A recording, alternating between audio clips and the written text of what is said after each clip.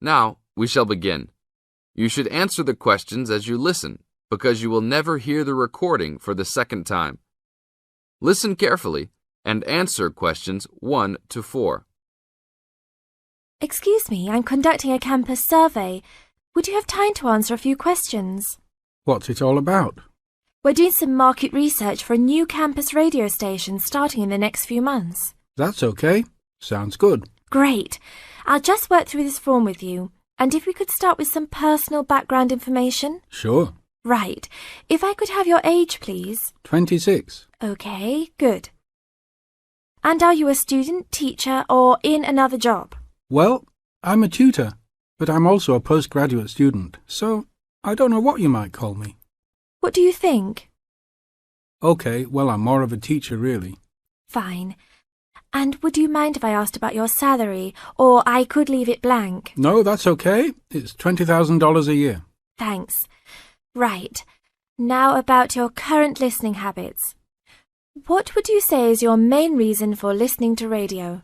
Well, I'm usually busy during the day at work, so I usually only listen to the radio at night. It helps me relax and unwind, even if I'm studying. Good. And how many hours a day on average do you listen to the radio? Well, not a lot really. I'd say just over an hour all told.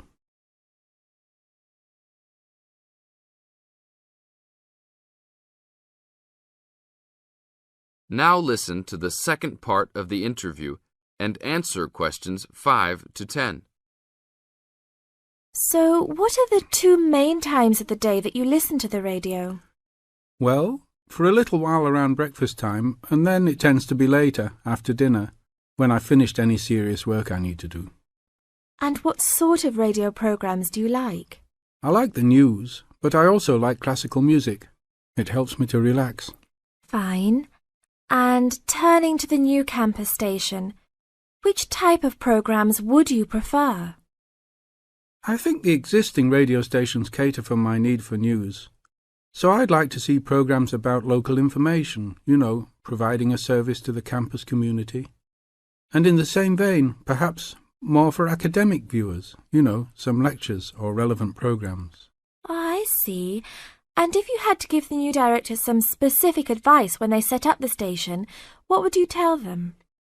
I think I'd advise them to be careful about the quality of the broadcasts. The sound system.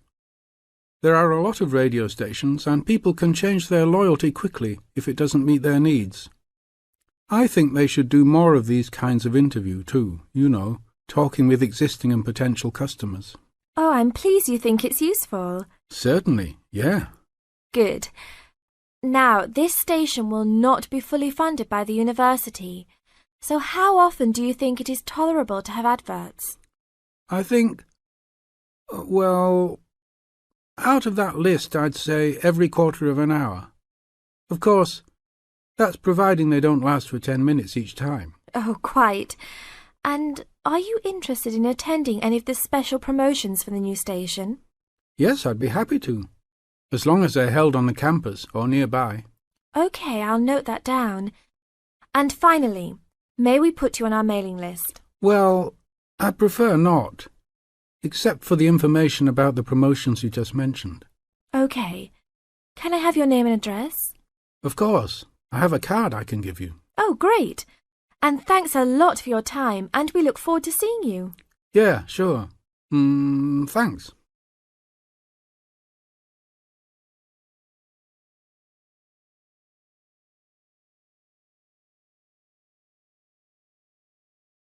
Now, listen carefully and answer questions 11 to 15. Today, we're continuing our Traveller's Tales. On the line we have Amanda Toddington, who had quite a nasty experience in Australia last year. Isn't that right, Amanda? Yes. My husband and I were on holiday and we were staying at a friend's house on the coast near Brisbane. It was towards the end of the holiday and I was about to go into the garden and enjoy my breakfast. I walked out into the kitchen, slid my left foot into my shoe and felt a tiny sting. It was pretty painless, but I shook the shoe off my foot and saw this tiny spider running out as the shoe hit the wall. Anyway, not being an expert, I presumed the worst that I'd been bitten by something that was going to kill me, and I completely lost control. I don't think I've ever screamed so much in all my life. We'd been told beforehand to always check our shoes before putting them on, as it's a common way to get bitten, so I suppose it was my own fault, really. So what was it that had bitten you? Tony, that's our Australian friend, he immediately asked me if I knew what had bitten me, and I pointed to the corner of the room where I'd last seen the spider. He picked up a jar and found the creature in the corner where the shoe had hit the floor. "It's a redback," he said, and he gently placed the jar over the spider. The funny thing was, we'd been talking about some of the creatures we needed to be careful of a few days previously, and as he said the name redback, the conversation came flooding back to me. In particular, the fact that the bite can be extremely painful. I've found out since that the redback is from the same family as the black widow spider, and it's the female that does the damage, which it turned out was what I'd been bitten by. You must have been absolutely petrified. You can say that again. I remember feeling quite confused. I wasn't in a great deal of pain to begin with, and yet I could see from our friends' faces that they were concerned. Tony explained that the venom or poison of the bite spreads quite slowly, so the pain doesn't feel too bad at first. Gwen, Tony's wife, brought an ice pack, and Tony held it against the bite to make it less painful. Apparently, you're not supposed to put a bandage on the area, as this can make it hurt even more. Tony tried to put my mind at rest by explaining that this was quite a common bite, that the hospital would have an antivenom, and that everything would be okay. But I was beginning to panic. We were flying back to the UK the next day, and I really didn't know what to do.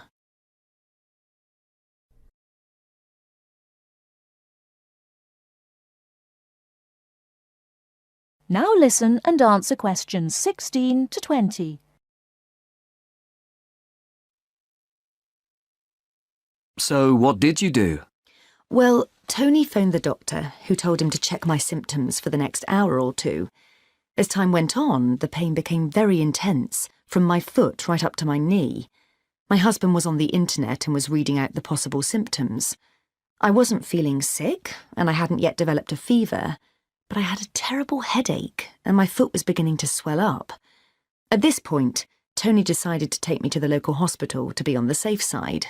I really didn't want to go, as I had visions of being kept in for days and all our plans being spoilt. But Tony and my husband insisted.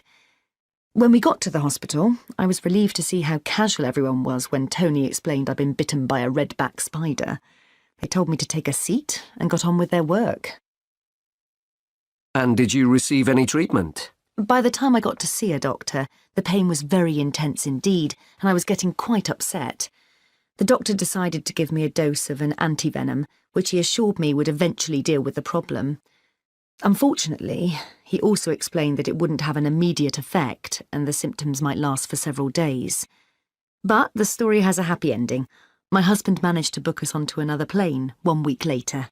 And even better news was that the symptoms of the bite finally cleared up after about 24 hours. Within a couple of days, I was back to normal again. So thanks to the spider, we managed to extend our holiday by a week.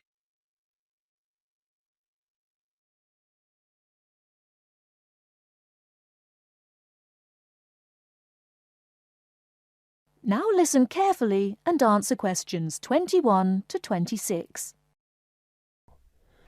Over the past 50 years, there have been some radical changes in medicine as it is known in the West. This is largely the result of vast improvements in technology, but also in the rising importance of alternative treatments.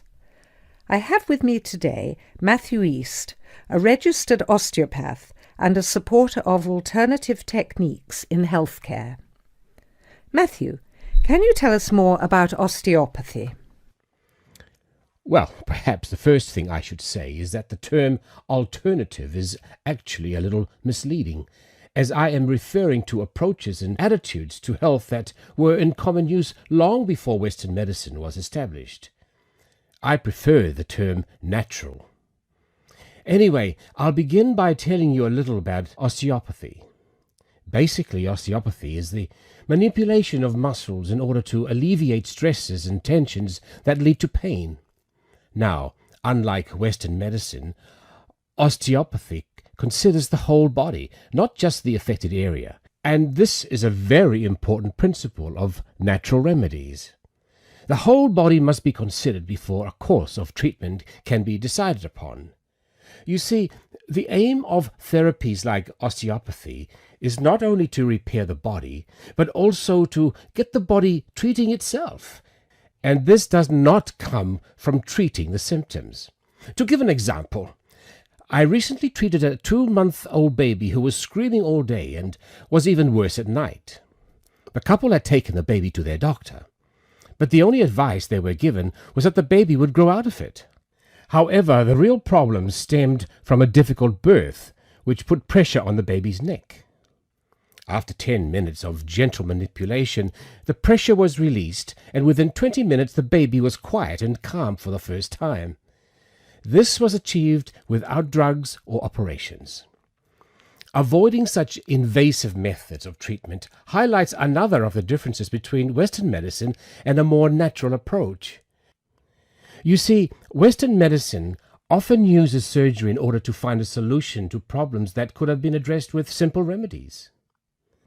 A medical approach that looks closely at how essential an operation is before it is performed would offer patients a considerably less stressful method of treatment, not to mention the financial savings.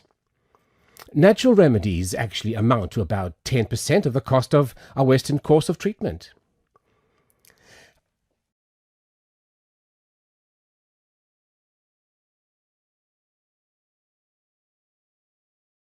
Now listen and answer questions 27 to 30.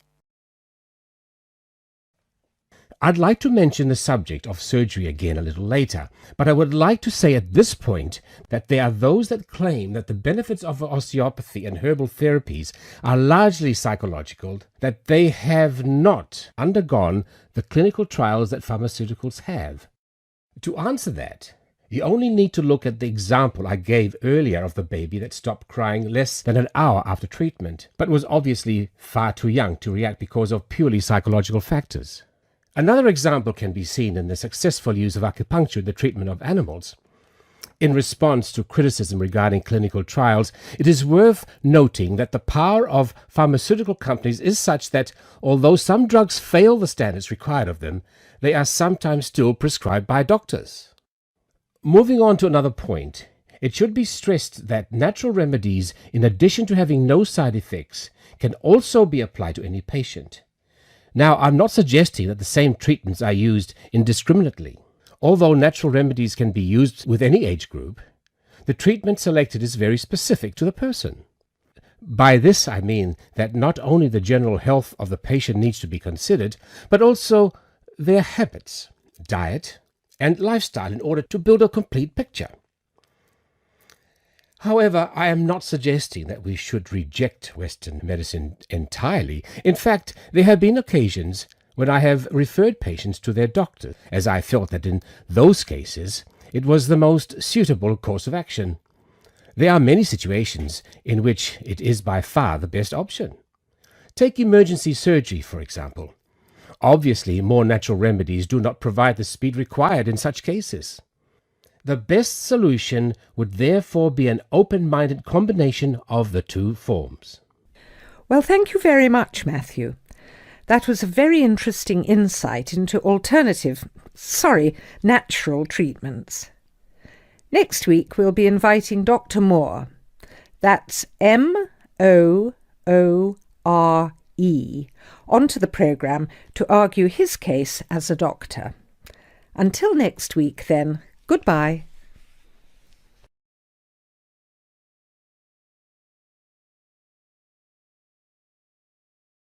Now listen carefully to the lecture and answer questions 31 to 40. Do you fancy diving in the wonderful world of coral reefs, green sponges, colourful fish and red crabs? It is a rich garden beneath the waves. But how much do you know about the corals? Are they animals or plants? What are the threats to coral reefs? Today, Mr. Tim Harford, Executive Director of the Coral Reef Alliance, is going to introduce the facts about coral reefs. Good afternoon, everyone. Coral reefs are one of nature's most magnificent creations. It is filled with thousands of unique and valuable plants and animals. Over 1/4 of all marine species depend on healthy coral reefs. Humans also depend on coral reefs. These marine ecosystems are the primary source of food and income for millions of people, a vast repository of valuable chemical compounds and medicines, and a natural wave barrier that protect beaches and coastlines from waves and storms. Coral is actually the exoskeletons of coral polyps. Made from limestone, these skeletons build up over time, forming the reef. New corals are born each April. At a certain hour, on a certain night, mature corals suddenly release clouds of eggs and sperm into the sea. After the fertilized eggs take root on the seafloor, they can grow up to 15 centimeters per year. Coral reefs are present in the waters of over 100 countries.